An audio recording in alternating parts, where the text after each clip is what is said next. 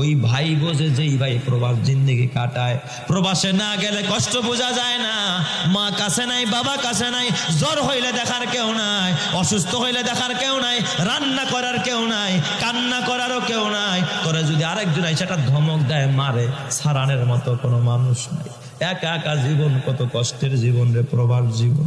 এর থেকে জেলখানায় বন্দি থাকা আরো ভালো। এত কষ্ট করে আমার প্রবাসী ভাইয়েরা, আমার যুবকেরা, ও এলাকার মা বোনেরা, ও বিবিরা, যার স্বামী প্রবাসে থাকে, বিবি গো, কথা দিয়া স্বামীরে কষ্ট দিবি না। প্রবাসীদের কষ্ট সহ্য হয় না। এ আমার বাজার, ওই 10 জন প্রবাসীর ভিতরে এক প্রবাসী ভাই আমারে বুকে নিয়া হাউ মাউ করে কান্দে।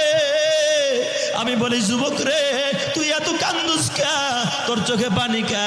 যুবক আমার ডাক দেয়া, হুজুর, আমি তো কষ্ট সহ্য করতে পারি না।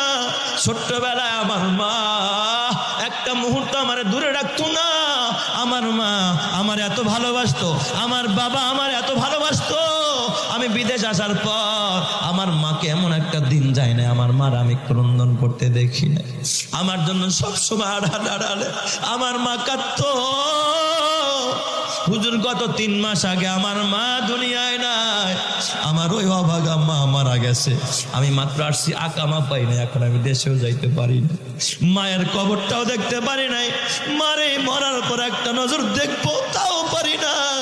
হুজুর, এখন আমি আর রাতের বেলায় ঘুমাইতে পারি না, কারণ আমি আসলাম মার জিন্দা রাইখা, এখন বাসায় গিয়া দেখবো আমার মা কবরে শুয়ে আছে। আমি তো আমার মারে এখন কিছু খাওয়াইতে পারবো না।